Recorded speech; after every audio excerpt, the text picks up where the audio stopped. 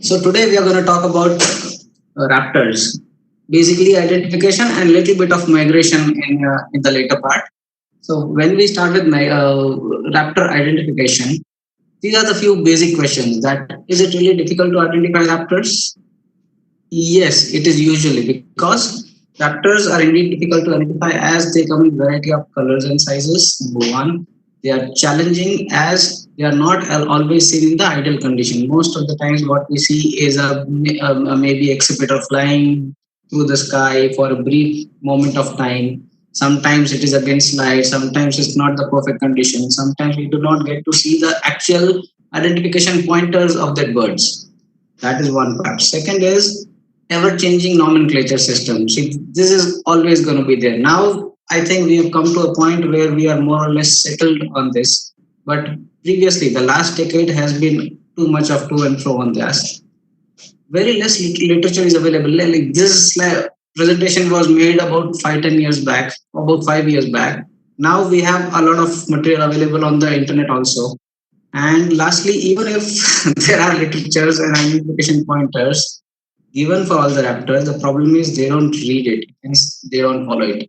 There are so many other atypical type of birds which are seen in wild for which there is no simple explanation. There are many challenges in this. Are there simpler ways? Yes. See how should we go about it? By using few simple steps that you can get it right more often than not. Follow the basics. The basic means the anatomy of the bird. Sometimes a sparrowhawk and a shikra may look similar, but their anatomy is different. So we need to follow the basics. Number one, do not judge raptors only by the colors. We will see in the presentation that some birds are so variable in colors, like a tawny. Tawny is a color. So by tawny eagle, we think the tawny eagles are only tawny color, but they are in so many different colors. We'll see in the presentation later on. Similarly, by the size, same species can be of variable sizes. Number one. Number two, when we see the birds in flight or if we see at a distance, we are not able to judge the exact size even with the proportion. So sometimes even a big falcon may look like a swallow, a shying falcon if it is too high. So these are some instances. Now try to understand the habitat also, because some birds are habitat specific. These are simple things. Similarly, try to identify the season and the time factor. Some birds are seen are migratory, some birds are resident. And then last is go slow and identification. First, try to go to the genus, then rule out the similar looking species. At least we should know whether the bird is a falcon or an exhibitor, or an eagle or a kite, or a similar thing. So first, getting to the genus is the first part. If there is any difficulty in this, please put the message in the chat so that I know if I need to change anything or something. In this talk, we will discuss similar looking species only, and we'll see the identification parameters of this. This is not a comprehensive guide to identification all the raptors, but only we'll discuss only some 10 similar looking species in the methodology of identification, which is the important part. It is not that if you know how to differentiate between shikra and sparrowhawk, similarly you can also differentiate a shikra and a besra on the similar. So it is to discuss what is important and what is not important for identification. These are the main things we'll go about. A small disclaimer here. Usually, there are many photographs used in the presentation for comparison. Of them, a few are my photographs, and a few are taken from the internet. Usually, when I make any kind of presentation of these things, I always ensure to give proper photo credits to the photographer. But this presentation was made in a haste, hence I have not been able to give the due photo credits on the photographs itself. Hence, I sincerely request everyone who have knowingly, and thank you everyone who have knowingly or unknowingly contributed for this, and apologize for using the pictures without a formal consent. Here we start first with the exhibitors. As I told you earlier, we'll just discuss two species in a genus so that we know how to take it ahead. when we are comparing adult male shikra and a male sparrowhawk. See, these are the shikra and sparrowhawk are the species which are most confusing to most people. There are a few guys who are very now these days the identification is getting better and better. But if you know the key parameters to identify the two species, then it will help you. Like in this, both of them are adult male birds. See the difference in the color of the eyes of male sparrowhawk and adult male shikra. Now, sparrowhawks, even adult male, they can have yellow to orange to red eyes. So the red-eyed sparrowhawks are usually not seen downside, but there are red-colored eyes sparrowhawks seen in the northern India also. So this is not identification feature, the color of eye. So both the birds can have red, yellow, any kind. But shikra usually has only red eyes or dark eyes in comparison to the females. Now the main difference here is the dark hood and dark eye stripe. Here, whenever you see a sparrowhawk, there is the difference in there is a two color head which is typically seen. In shikra, we see a uniform gray head usually in the male birds, and there is a difference in the barring also. The type of barring in the two is also different. But when we see the both birds from front, the head is something which is very clearly standing out in cases of shikra and sparrowhawk in all the plumages. So this is adult male. If you want me to go slow or go to earlier slide or something, please type on the chat box. This is the back profile. Now I'm comparing here a shikra and a shikra female versus a sparrowhawk. The reason is because they look similar in the bulk, the color of the eye also. A male shikra would have red eyes, very clear, and it will not be very difficult to separate the two. Now, in this, see the tail also. The tail here, it is absolutely plain. In sparrowhawk, usually it has bands, but in some cases, the bands also vanish because they are paler bands. The bands, they in the fresh plumage, they have darker bands. As and when the plumage gets worn off, the bands also changes. But what is important in this? See, that is not important. Important is the dark eye stripe. This is the dark eye stripe and a two color head in sparrowhawk in comparison to a shikra. Okay, that is one thing. Second is the primaries also, the length of the primaries. Shikra has shorter primaries in comparison to a sparrowhawk. The sparrowhawk primary length is much more than the shikras.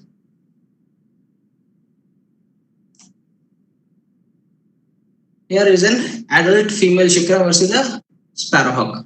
Now again, I'm saying these things again and again. One is the prominent supercilium, dark eye stripe, and absence of gullar stripe. The supercilium is a prominent feature of sparrowhawks, but it is not necessarily the identification pointer. Some shikra and juvenile plumage may also have a good, decent, prominent eye stripe, supercilium, but this eye patch, the dark eye patch, like something like a shrike, like shrikes have the dark eye patch, sparrowhawks usually have this dark eye patch. This is one of the most important features of ID. Then absence of gullar stripe. Shikra also may show some faint, some of them may not show very prominent gullar stripes, but shikra may or may not show gullar stripe, but sparrowhawks, they always do not show the gullar stripe in most cases.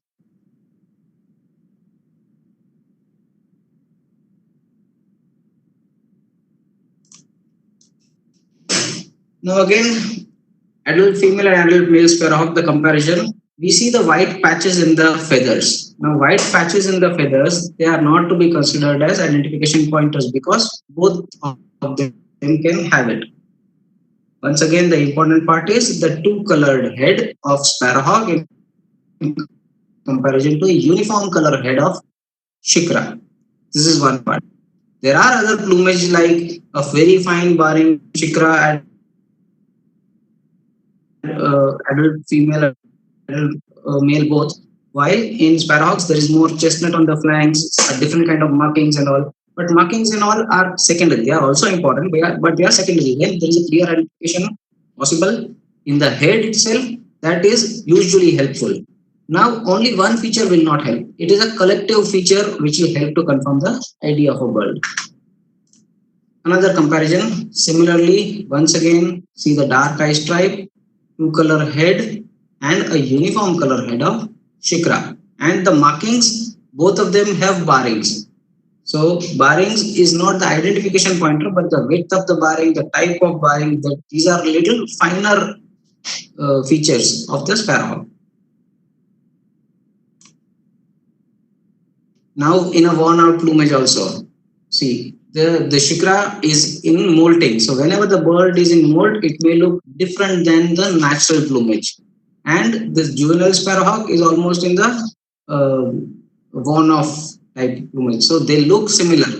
But what is the difference? One is prominent supercilium and a darker eye patch.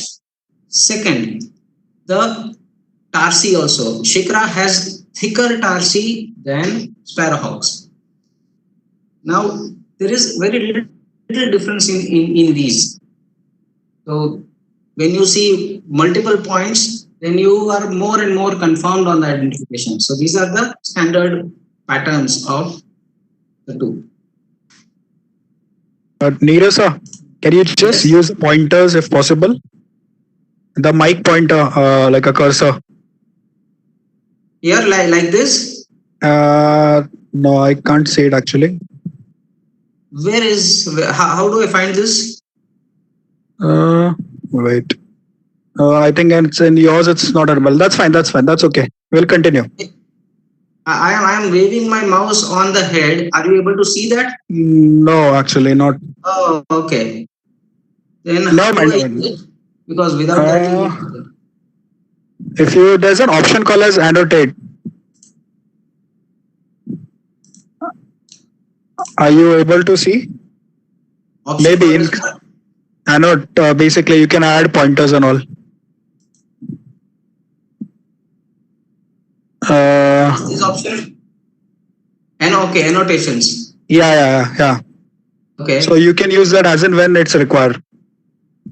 Okay, like this. Okay. Yeah. Fine. Yeah, thanks sir. Continue. Okay, sorry. Thank you. Okay, once again, the finer leg, where what I told, the tarsi of sparrowhawks are similar to Besra, while the tarsi of shikra are usually thicker in comparison to sparrowhawks. But the plumage can be variable. This is a juvenile sparrowhawk. Juvenile sparrowhawks come in barring as well as the arrow type marking, while shikra has usually streakings, but the amount of streakings usually varies in different individuals. So fine legs of sparrowhawk and absence of gala stripe. This is called a gala stripe. Gala stripe is absent here. The gala stripe is present.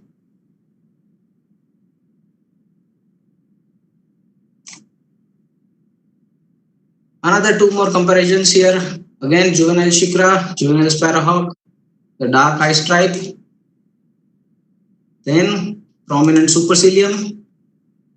Here also we see supercilium in the shikra, but it is not as prominent, and we do not see a dark eye stripe like a shrike. Here you see there is a eye line here. This line. Okay. The amount of dark around the eye, it may vary, but it is there. It is usually there. And then the plumage and all are also to be considered as additional pointers. Again, both juvenile for comparison. Darker eye stripe, prominent supercilium. Here, uniform color head of shikra.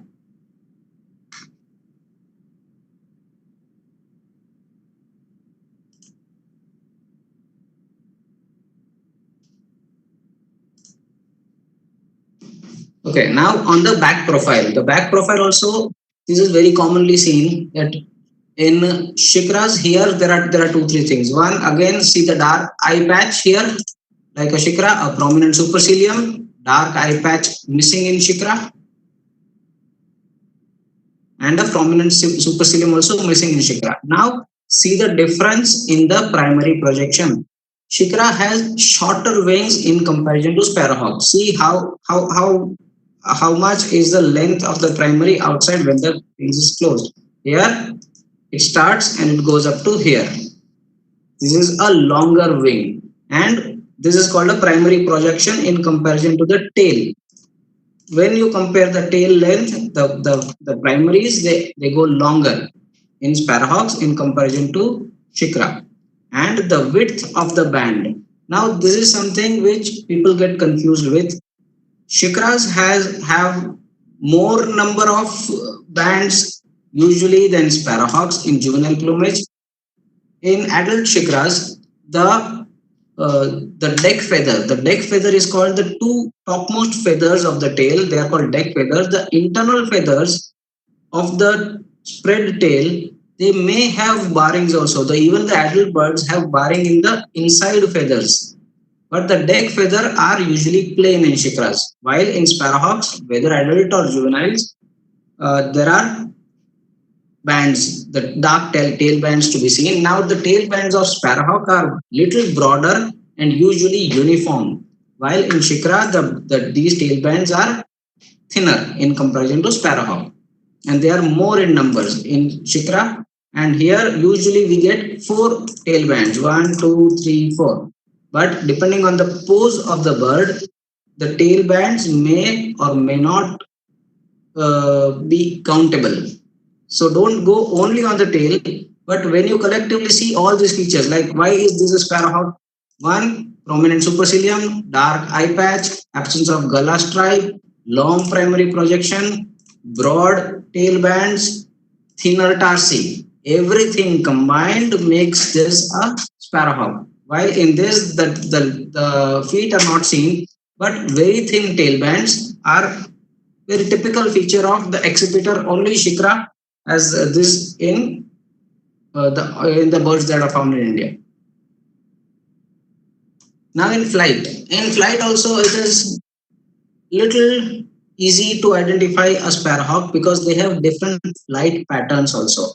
So here in the plumage part, absence of gala stripe and longer wings of Sparrowhawk. This is called a gala stripe. There is no gala stripe here. Here there is a gala stripe. That is 1. Second, wings are longer in proportion than in comparison to Shikra. Also third, here usually Sparrowhawks are said to have 6 primary feathers. So here is 1, 2, 3, 4, 5, 6. While in Shikra they have 5. 1, 2, 3, 4, 5. With this, Sparrowhawks and goshawks and crested goshawk, northern goshawk, crested goshawk and Sparrowhawk, they have 6 fingers, and Shikra, Desra, they have 5 fingers. But only by counting fingers is not a good way to identify a flying bird. You have to have a complete anatomical feature, mix all of them, and then you conclude, because sometimes when a bird is in molting or sometimes when the feather in between are missing, then you may not get the correct answer. Even Sparrowhawks with 5 fingers are seen. So you have to see everything collectively. See the tail bands here. They are very fine tail bands on the under part. Here the tail bands are usually little broader.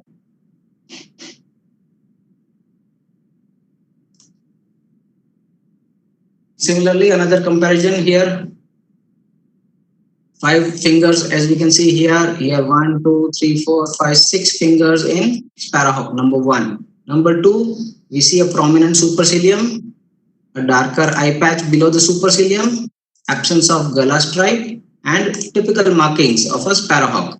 Here in a Shikra, we see a supercilium also, but we do not see a 2-color head.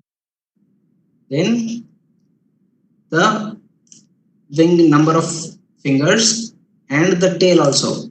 The under part of the tail may have variable bands. Some may have less, some may have more. So that is not a identification feature to be considered. And overall, Sparrowhawk has longer wings in comparison to Shikra. Shikra has little rounder not so long wings, while sparrowhawk has longer wings. So this we conclude the accipiter, two commonly seen accipiters here. Now we go to buzzards. Buzzards are really tough. In most cases, I am not sure, especially in the dark birds. It is very difficult to confirm a buzzard just by one or two photographs. So that is one of the most difficult birds to identify. Here we'll compare only common buzzard and long-legged buzzard. I have put the similar looking birds next to each other to understand what is important and what is not important for here. Here, in this case, always long-legged buzzard has these things: longer beak, stouter head, heavier build. These are the three main features of a long-legged buzzard. In this, the color will not help in identification these two birds. All common buzzards and long-legged buzzard have very similar looking plumages. So plumage is one which plumage is not the way to identify the buzzards. Here, as told, the beak is longer, the head overall is stouter, the body is heavier built in comparison to the common buzzard. We have the dark ones also. As I said earlier, we do not identify birds by the colors. Here, see, these are the pale birds, same species. These are the dark birds of the same species. So it is extremely difficult to identify the birds from the colors. Here again, the same identification features: long beak, stouter head, heavier build, and long legs of long-legged buzzard. See, the beak is heavier in comparison to common buzzard, number one. Number two, stouter head. The head overall is stouter. Here they are looking very similar, and that is the reason it is very difficult to identify the butios, the dark butios, on field and from the photographs also. This is number two. The posture, see, the long-legged buzzards have longer legs in comparison to common buzzards. But how does that affect? It affects on the posture of the bird. Long-legged buzzard always looks like it is sitting upright. Here, the common buzzard looks like it is sitting like this slant. Long-legged buzzard has this kind of vertical stance.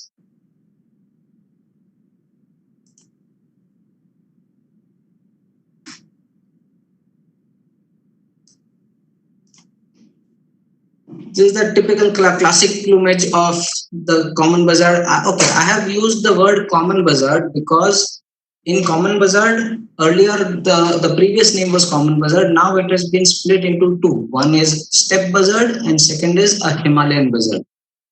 Now there is very small difference in the plumage which are mentioned. So right now, for ease of understanding, I have taken common buzzard as common, which includes steppe buzzards and Himalayan buzzards. All the pictures in this are of steppe buzzard only, which has the typical common buzzard, which is called Buteo vulpinus. Now here, the same things. One is longer and stouter beak, more stouter head, and heavier build of a long-legged buzzard and longer legs in comparison to a common buzzard. As I told, the common buzzard looks very sleek in comparison to a long-legged buzzard.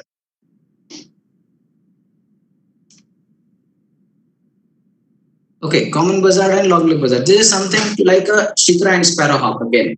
Shikra has more rounded wings, sparrowhawk has little more longer wings. It is not as easy as that. But however, the identification pointers, once again, larger, heavier head and beak versus a smaller beak here, a rounded, smaller head, and overall heavier build. Now, Buteo buzzards have this typical carpal patch.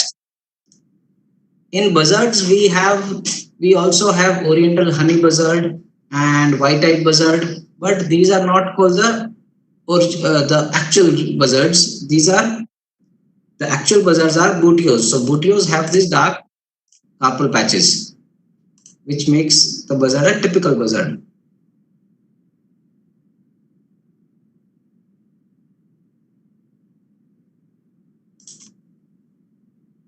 Again, in comparison, we see here longer beak, stouter head, heavier build, and longer legs of long leg buzzard in comparison to a common buzzard here.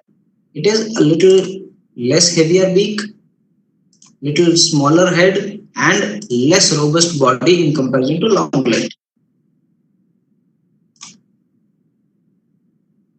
From the back, see, this is the typical tail pattern of a common buzzard where it is barred, but it is not necessarily that all barred tail birds are common buzzards. This is not an identification pointer, but this is called the typical tail pattern of the typical plumage of long leg buzzard. But this is not the identification pointer. This is a typical plumages.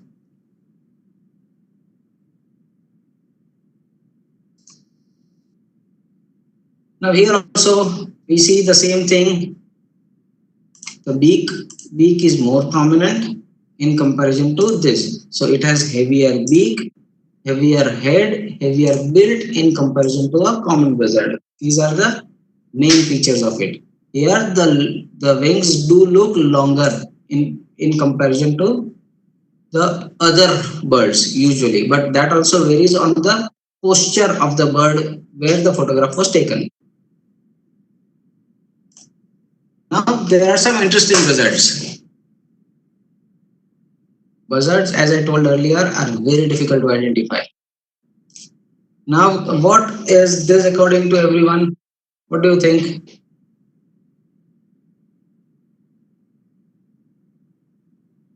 Do you want them to type the answers in the chat? If possible, yes. If not, then it is okay. Okay, guys, everyone can put in your answers in the. Yeah. Correct. So this is a long leg buzzard as said by everyone. Now this particular bird, I'll show another photograph of this. Now see this. Okay, this is the same bird. This bird, because of this plumage, this is a typical plumage of a Himalayan buzzard. So that's why this bird was claimed to be a common buzzard in OBIs for very long. After seeing all the details that we gone through, this we can say is a long leg buzzard for sure, but the plumage may be different, like this. Okay, now see this one. It should be easy now. What do you think this is?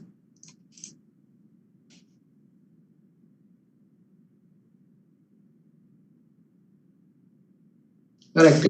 It is a common buzzard. Simple enough. One more. This one.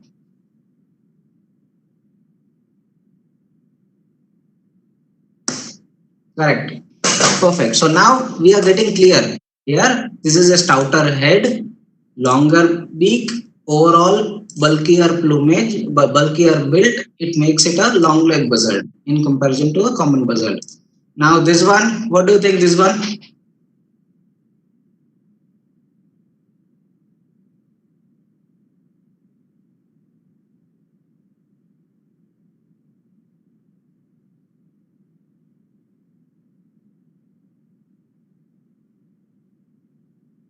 Correct. So we are getting common buzzard as most common, but as told earlier, this bird is missing the prominent carpal patches. So carpal patches are not seen here.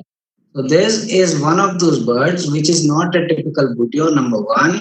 So that's why whenever we are discussing only two birds, we need to consider the other birds also, because here we see only common and long leg. We ignore the other birds like this one, which is a oriental honey buzzard. This is not a common buzzard, but the plumage of this is very similar to a common buzzard. That's why it is very likely to be misidentified as a common buzzard. Yes, so this is an oriental honey buzzard.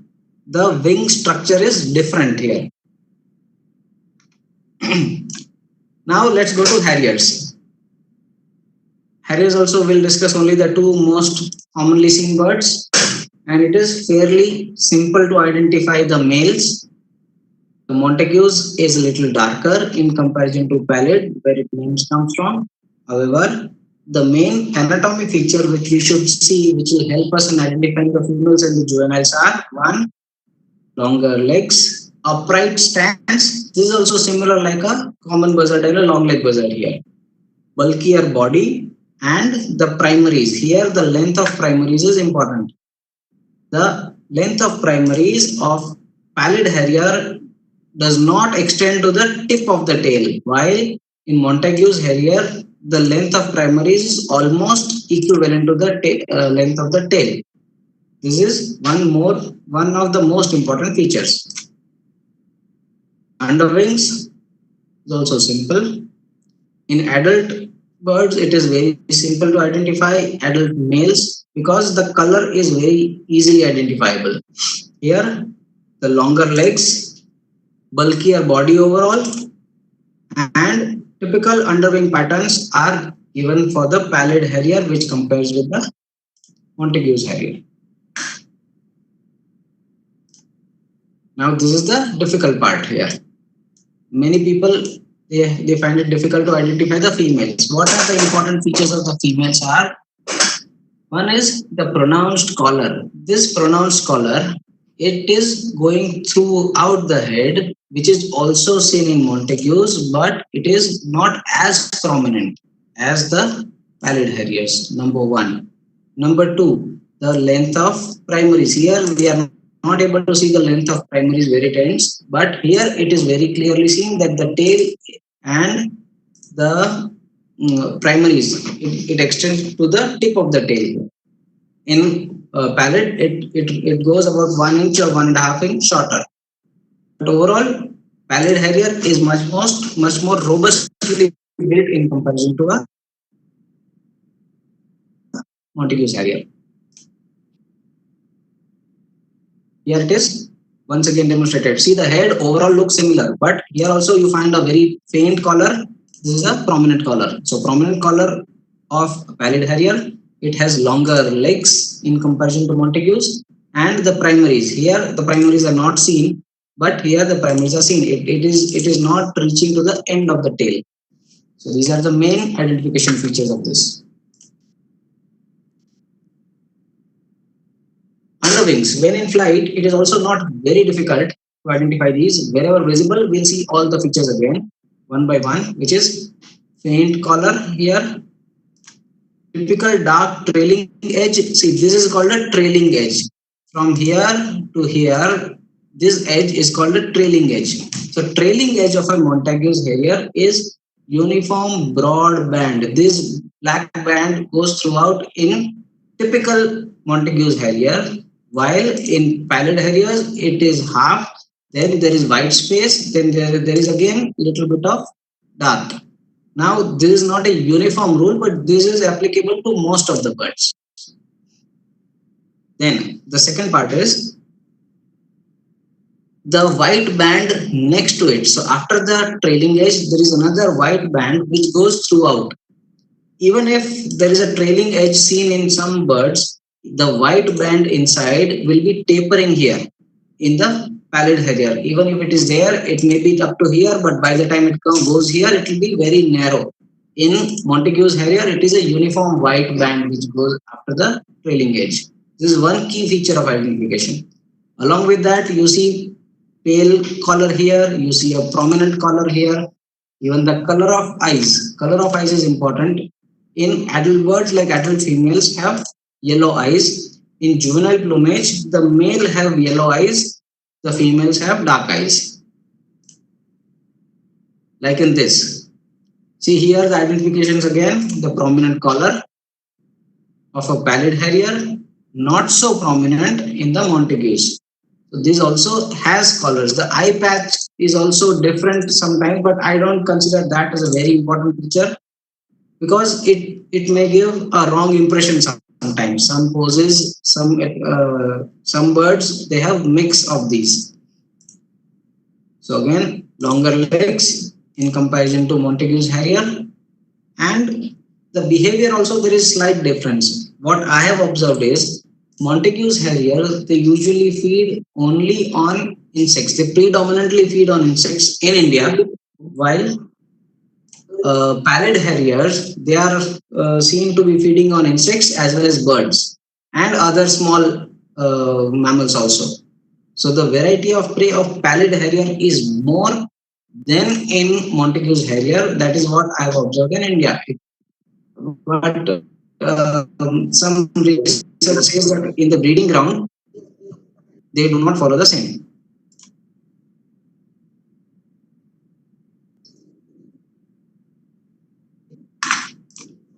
Montagu's harrier versus pallid harrier on the top view, there is no significant difference. Some people say that there is a more white rump in pallid harrier in comparison to Montagu's harrier. No, that is not the correct identification feature of that. Sometimes from the top view alone, you may not able to identify here because there is a clear collar seen. That's why, and here there is a missing collar. That's why we can say that this is a pallid harrier. That's a Montagu's harrier. Underwing again, as I told last time, see the trailing edge here. There is a complete uniform trailing edge. After that, there is a uniform white band which goes throughout in the Montagu's harrier. While in pallid harrier, the trailing edge here it is dark, then there is pale, then there may or may not be white tips, but the white band after that it is tapering inside. Both the birds have similar wing pattern, so wing pattern will not change.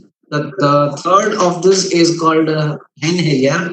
Hen harrier has a broader wings. That's how we can separate these two from hen harriers. Now we'll go to Klanga. There are spotted eagles. They are known active.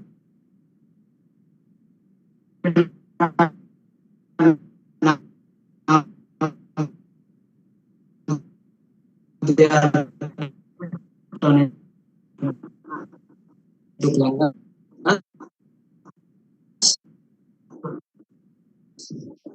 Greater spotted birds seen Klanga birds here. The difference is like see, weaker Indian spotted has weaker head, weaker build, and the gape, the head pattern. The head of greater spotted eagle is little more robust in comparison to Indian spotted. Greater spotted eagle usually in adult plumage has only single color, but there is a pulvescence also which will come later on. Indian spotted eagle is seen in more colors. See here now, again identification, weaker head, longer, weak feet, and the gape extending beyond the eye of the Indian spotted eagle in comparison to a greater spotted eagle.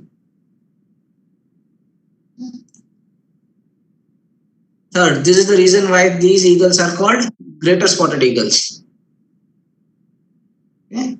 Greater spotted does not mean that greater spotted eagle has bigger sized spots and Indian spotted or lesser spotted has lesser sized spots. This nomenclature is because of the size of the bird itself. Greater spotted is greater in size than lesser or Indian spotted. That is why it's called the greater spotted. It has nothing to do with the size of the spots. Again, simple here. See the gape extending up to the end of the eye. Weaker, less feathered tarsi, and overall slimmer build. Here it is more robust build, and the gape is going on to till the center of the eye only.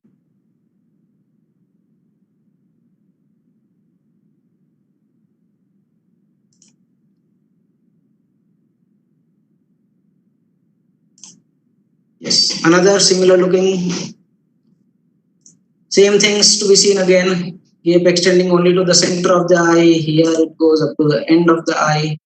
And overall here there is stronger build, this is weaker build, these are stronger feet versus not so stronger feet.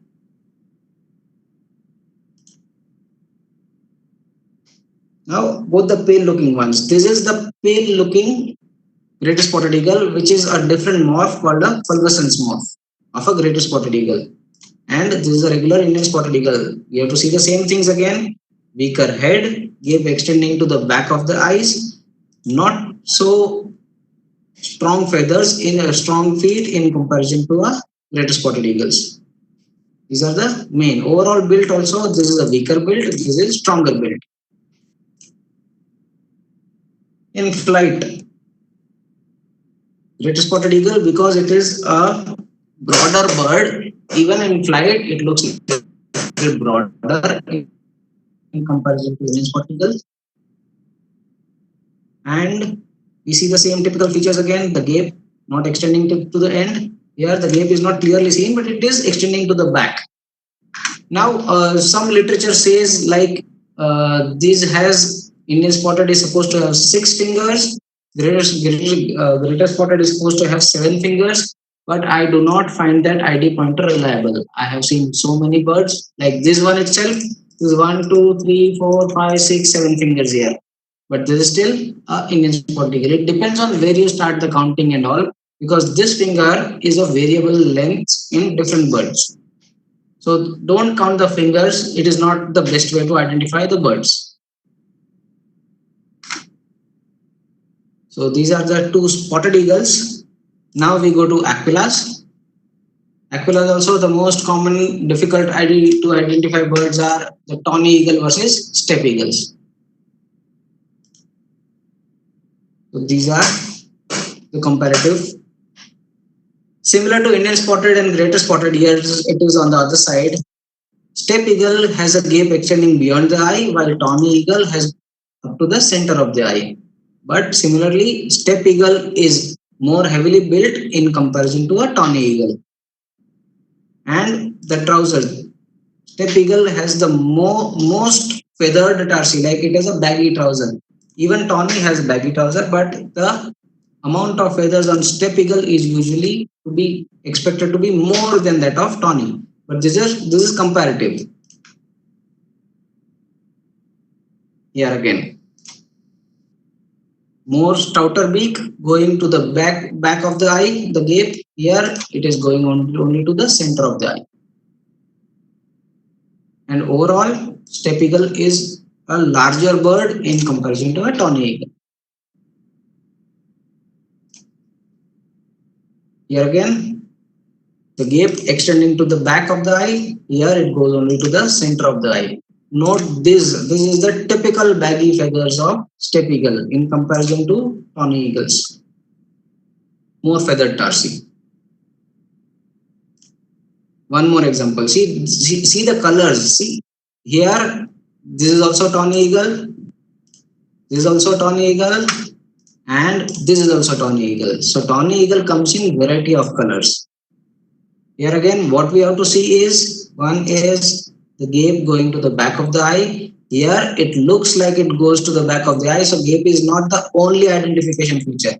This is one of the exceptions where because of the photograph, the bird looks like it is going to the back of the eye, but it is going almost to the center of the eye only.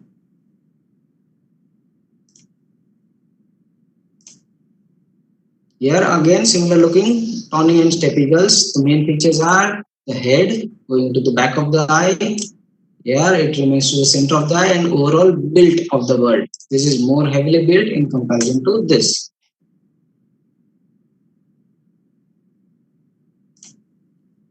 In flight, especially in juvenile birds, this is the most prominent identification features, that in typical juveniles, there is this white color band which goes across the wings, which is typical to steppe eagles. Okay. Tawny eagles, they also have very thinner white band in the juvenile plumage. The fresh juveniles may have it, but otherwise overall this broad band identifies the bird itself as a steppe eagle. And steppe eagle is more heavily built than tawny eagle. Here again, the typical barrings. This is an adult type of steppe eagle. See the head going, the gape going to the back of the eye here. Here it is not seen completely, but the plumage here, these barrings on the feathers are more prominent in steppe eagles in comparison to a tawny eagle. Now we see the size comparison here. Okay, on the left side, both these birds are steppe eagles. Now see the size difference in the two. Similarly, on the right side, both these birds are tawny eagles, but see the size difference. So it can be easily confused and overlapped in the size. Like a male steppe eagle, here the male birds are smaller than the female birds. Always in all the raptors, the male birds are smaller than the female birds. A big female of tawny eagle can be larger than a steppe eagle male. So the size is overlapping. So we do not judge the raptors by the size. Another comparison here, this is a tawny eagle, this is a steppe eagle, and this is a pair of tawny eagle. Now see the color of the birds also. This is an adult breeding pair of tawny eagle which are of different colors.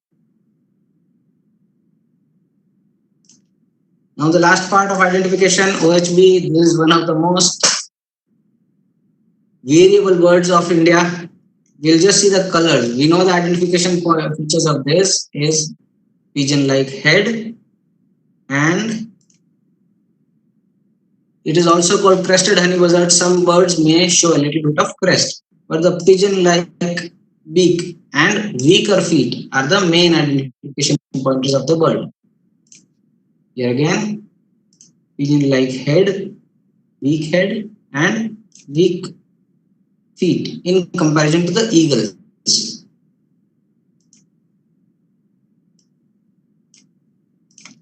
Pigeon-like head, this makes it a oriental honey buzzard.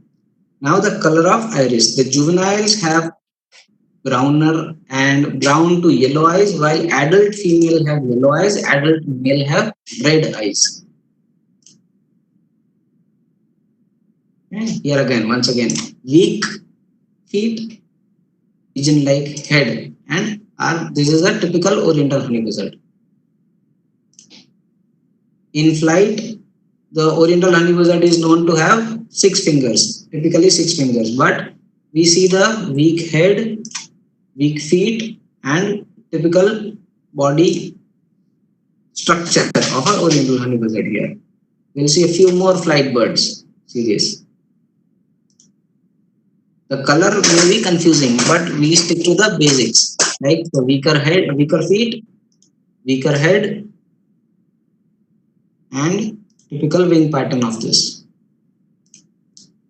This is one more. It is an osprey-like bird, but this is a honey buzzard because of the pigeon-like head and weak tarsi. There is comparison of the male and female also. See, this is important. Adult male has a black broad terminal band. This is called a terminal band. Before that, there is a white band, and then again there is a black band. There are only 3 bands in the adult male, while in females there is a broad terminal band, then there is a broad white band. After that, there is very small tail band. Okay, so this is a typical adult male. This is a typical adult female. But to identify the species, the pigeon-like head and the weaker feet.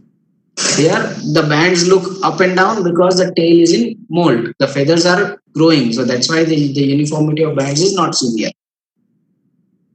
Adult males have red eyes. So this is through with the identification presentation that I had. Now we'll have a small quiz. So type your answers that you think in the chat box. Let us see how good I have been. Now, what do you think this is? Perfect, perfect, perfect, perfect, perfect. Okay, good. So as everybody says, this is a common buzzard. Okay, why it's a common buzzard? Because it is a smaller size, weak, overall compact bird in comparison to a long-legged buzzard. Now, this quiz is not only about the birds that we have seen. There may be some birds which are not a part of the presentation which we have made earlier. So you need to understand that the bird also may not be from the presentation side. Now this one.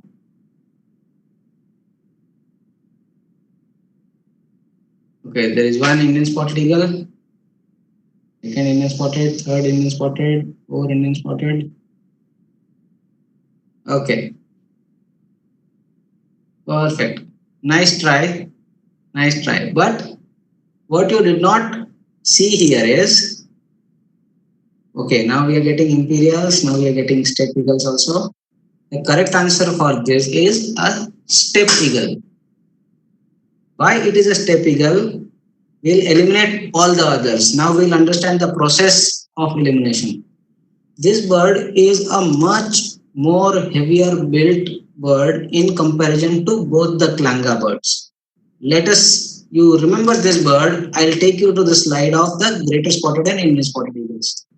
You see the difference in the build. You see this bird. Okay. This is a greater spotted. This is Indian spotted. See again. Okay. See again. See the build of the bird. It is not a very massive built bird. Now what we discussed here is a part of this. You remember this bird and compare it with this. Okay. So this is a huge bird. This is not a klanga. Now the only there are three probabilities. Now it could be a steppe eagle or a tawny eagle or an imperial eagle also. This typical head is a part of imperial eagle, but many steppe eagles in the adult plumage have the pale nape. This is also seen. Yes, that could be cropped image, hence looking huge.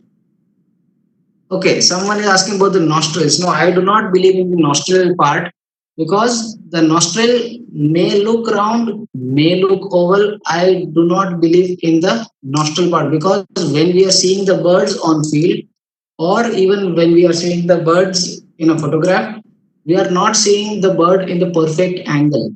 Yes, the nostril is oval and round in the different birds, but that is best known when the bird is in hand or it is in captivity. Okay. Now we go for the next one. This one.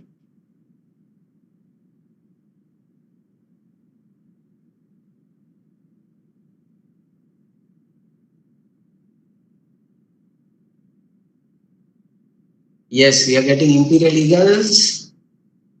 Correct. So most of you are correct. This is an imperial eagle. Why it is an imperial eagle is because it has streaking. It has this kind of streaking. The streaking is found only in juvenile imperials. One more identification feature is the color of the eye. Only imperial eagle has paler eyes in all the other aquillas have darker eyes. So this eye, they have paler eyes. This is the important part in this. So streaked upper parts and paler eyes and overall larger structure, it makes it an imperial eagle. This one.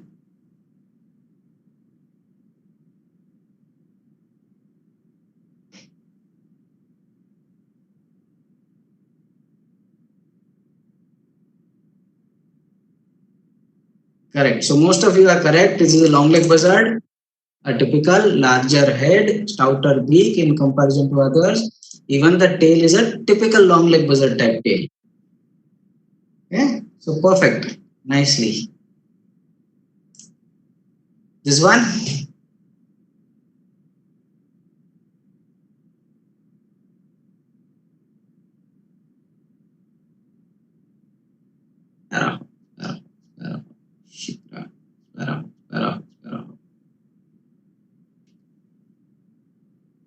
Okay, so yeah, most of you are correct. Now I need you to understand those who typed Shikra. I wanted to know what is the reason you typed Shikra here because just this thing is not seen, the supercilium is not seen, but overall you see a double color head and absence of gala stripe here, number one.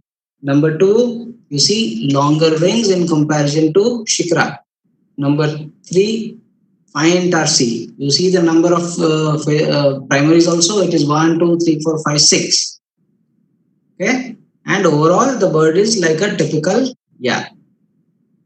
These are sparrowhawk.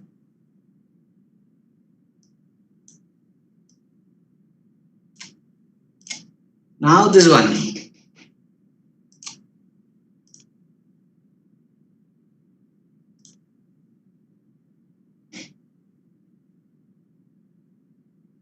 Very good. Almost everyone is telling ISE.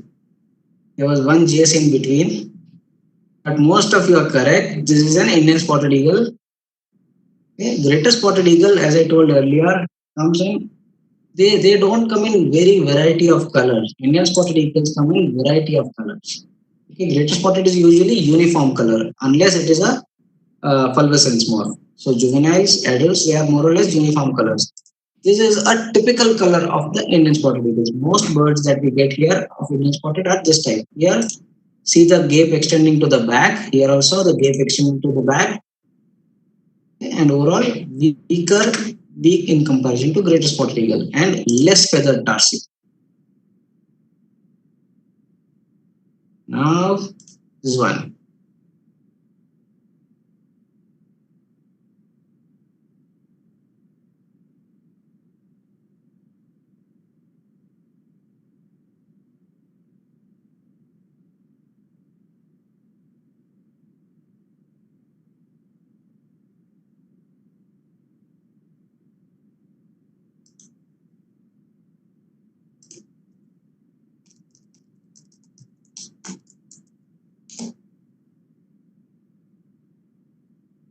Correct. So we'll Interesting one, huh? here.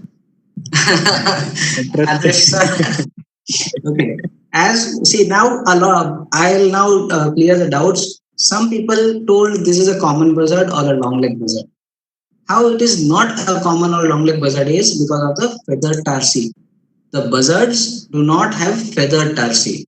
So it is straight away eliminated. This is one of the eagles, that is for sure. Okay. Now, how do we eliminate the other eagles out of this? One is the Boneless eagle is a different looking bird. It has massive feet and less feathered tarsi, but less bulky but properly feathered tarsi. And this is a typical structure of a Boneless eagle, whereby the neck is elongated, the body is slim but big, and a typical head of the of the eagle, and it has this supraorbital ridge, what we call it as this big ridge where the eye is fixed inside it. It's called a supraorbital ridge. This is a typical pointer of a Boneless eagle. So I am taking the birds which are not covered in the presentation just to explain a little bit about these birds. This one.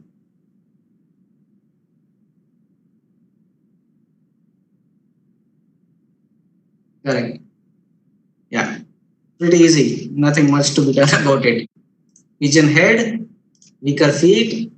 Overall, the flight is okay. 6 feathers, the tail pattern, everything is typical of a oriental honey buzzard. Now this one.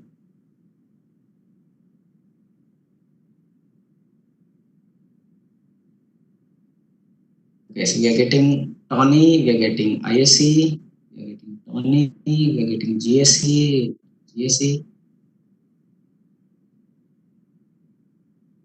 Perfect. Okay. So we are getting variable options in this.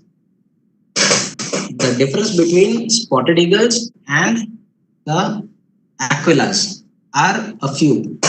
Number one, we'll first eliminate the aquillas here. Why it is not a tawny eagle is because although it looks like a tawny colored bird, see the feet here.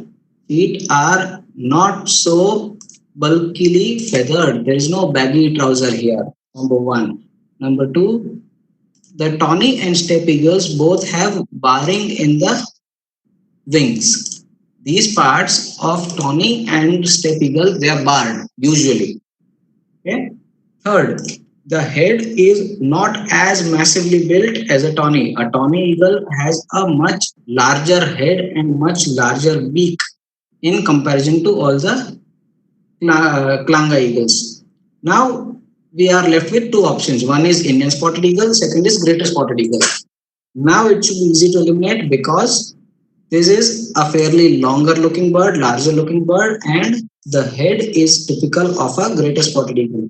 Indian spotted eagle has a weaker head and weaker beak in comparison to a greater spotted eagle, and even the tarsi are not so powerful. They are little less thick, powerful tarsi. And this is a fulvescence moth, yes. So greater spotted eagle, when it comes in fulvescence form, it is little difficult to identify in comparison to the other birds. Now this one, let us see how many you get it. This is a difficult bird, so it is okay if you don't get it right.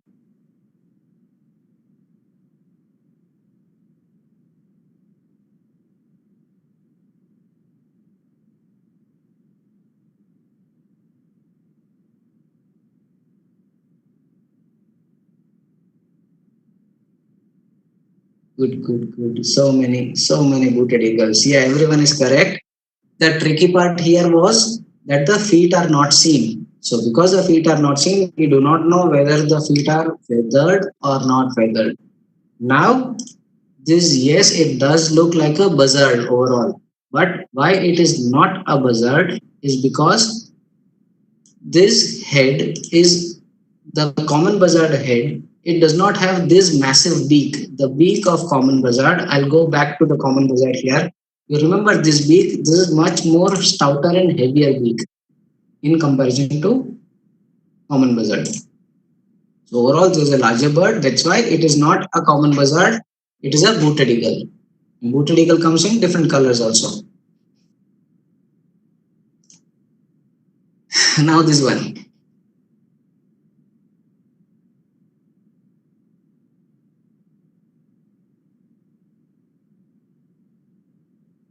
Okay, we're getting one long leg, second long leg, third long leg. What are the IDE features of booted eagle? Yeah, I'll come to that. Contiguous, valid. Okay.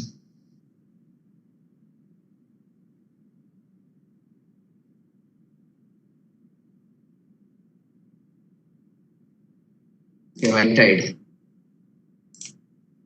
Yes, we are getting a lot of different answers here. See, I am getting many Montague's Harrier and Pallid Harriers here. Montague's and Pallid Harriers do not come in such dark forms.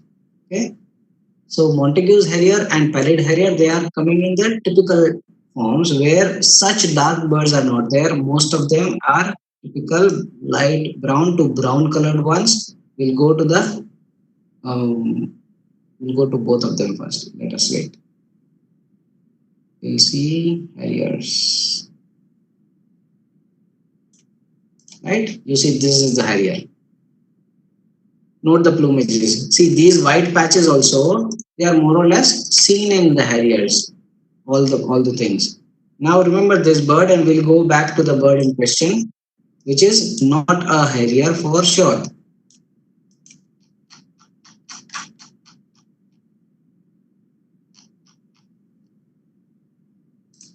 Yeah. See, understood, this is not a Harrier.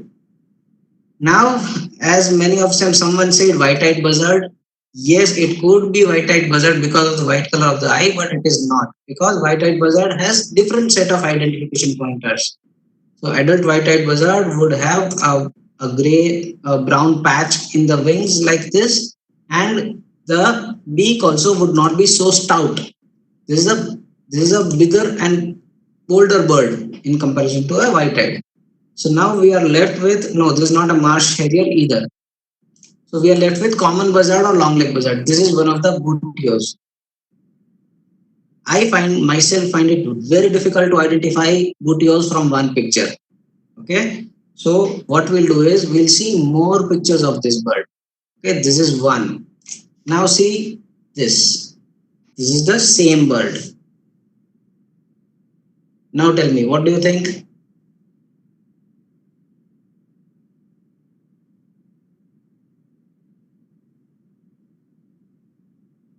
Correct. We are getting more and more long-legged buzzards. Perfect. We will see one more picture of this bird. Now what do you think?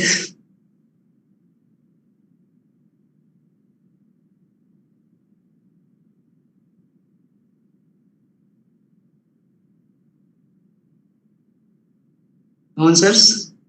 No. Okay.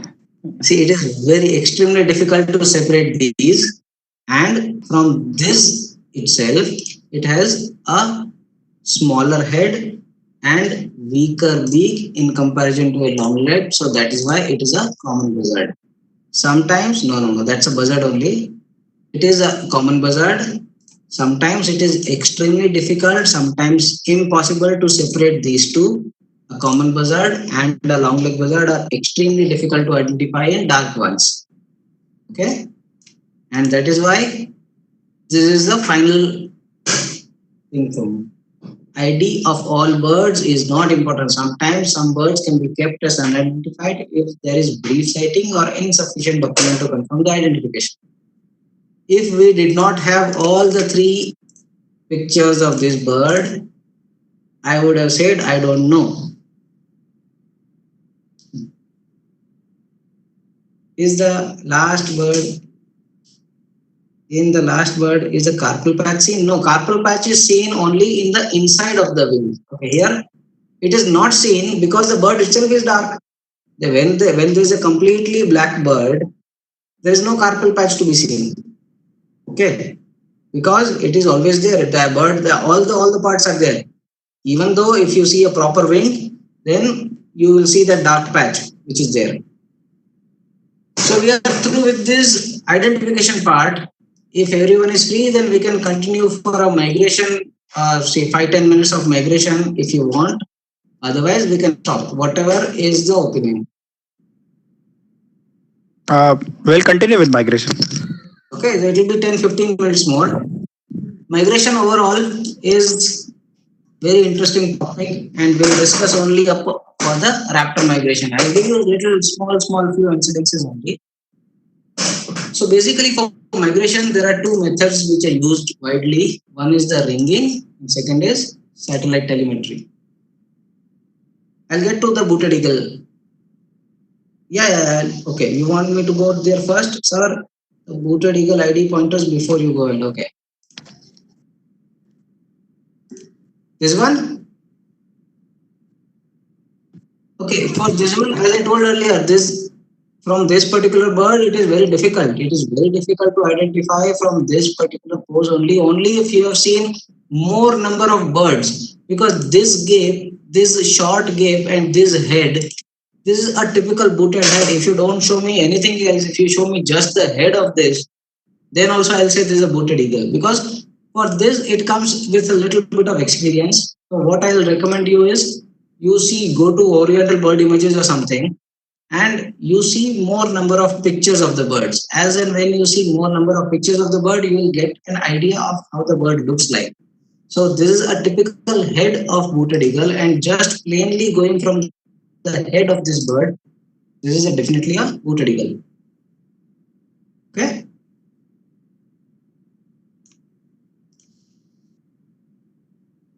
Yes. So there are two things. Now people are saying that there are two ways to do it. Why don't we do just satellite telemetry and we don't do the ringing?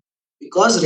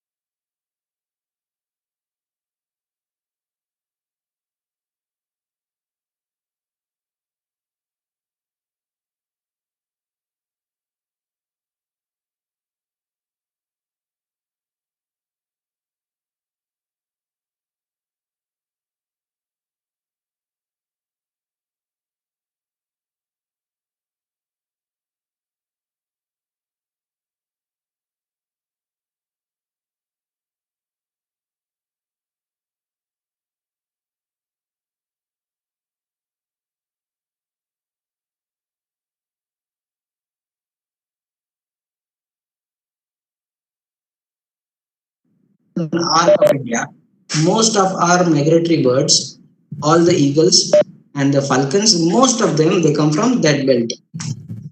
So this bird was ringed in a juvenile plumage in the nest in Russia, and we got the detail. And my report is mentioned in their website. Similarly, a ringed peregrine falcon. So there was interesting story about this ringed peregrine falcon also. This was seen in 2010 in LRK. This bird was one of the rescued bird which was ringed by Abu Dhabi. So the ring is the bird was ringed in Abu Dhabi. Then they took the bird and released the bird in Kazakhstan.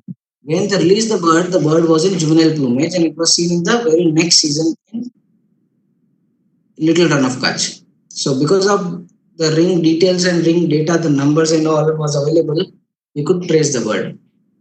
And the same bird was seen throughout the season. In 2011, this bird was also seen again in 2011, the next year itself. So this bird was seen in 2 different seasons in Little Run of Kutch. Now, Amur falcons. Like someone asked here, the birds are ringed in India. Ringing program is going on. BNHS is doing the ringing program in India, but they are not limited to raptors. They are ringing. They are more into wetlands. So about 5,000 birds have been ringed in Gujarat already through BNHS. But I don't know if there is any specific ringing program of raptors in India or no. I don't think BNHS is the only agency. Number 1. Number 2, the Amur falcons have been tagged in India. Similarly, there has been tagging of Montagu's harrier, the harriers, by a tree in Maharashtra. Yes. So Amur falcons, as we know, they have been tagged in India. They go all the way to Africa and they return back. Here is where they come from usually, this belt. There is Amur river. From there the bird gets the name, and the region is called Manchuria. So this is one bird with the track of to and fro. This is the current bird. This is not the live location, maybe about say 15 days or so. Then 15 days back, this is the status of the bird which the tag is currently on. Next is also Amur falcon.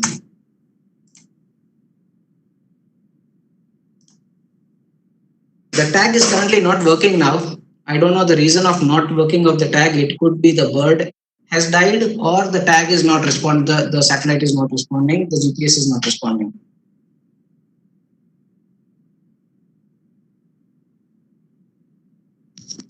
Let's have the questions at the end. You can type in the questions at the end. Now if you type it in the middle, it interrupts the conversation. Right. Yeah. So request. I've taken this particular incidence because this is the data of 3 years. Okay. You can see that the bird was tagged in here, then it in Nagaland, then it went to Africa, it returned back, went here, it went to it bred, then again it came here, then again went to Africa, then again came back through here. Okay. So interesting observation in this, according to me, is okay, goodbye, Adesh sir. Important observation is here. While going, what is happening is while going, the birds are taking the route from Maharashtra end, but while returning, the birds are taking the route which is little northern. Okay, this has been found in 5 birds out of 7 birds that have been tagged.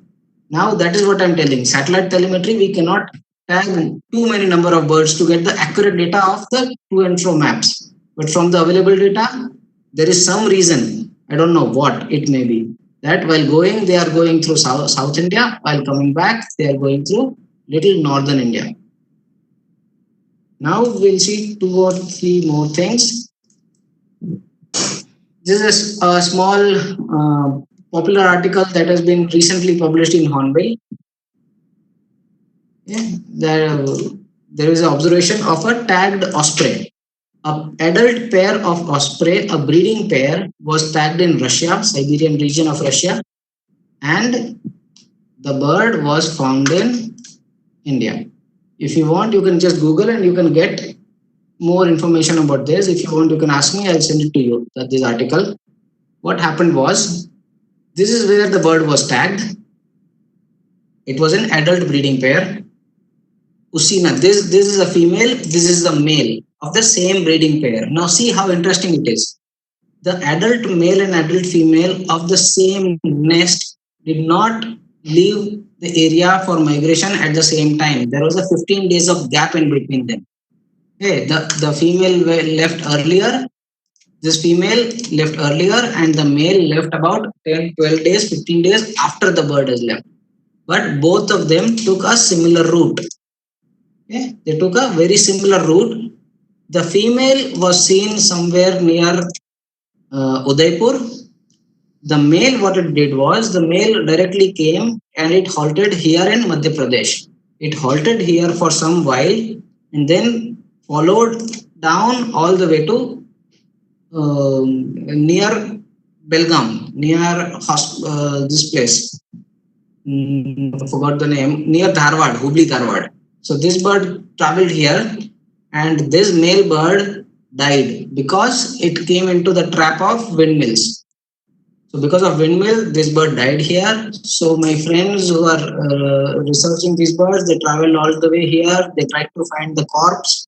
They found the corpse of the bird. They found the satellite tag. And from the tag, more information was revealed. Now, this is the end of this bird here. Now what happened was, the female came here.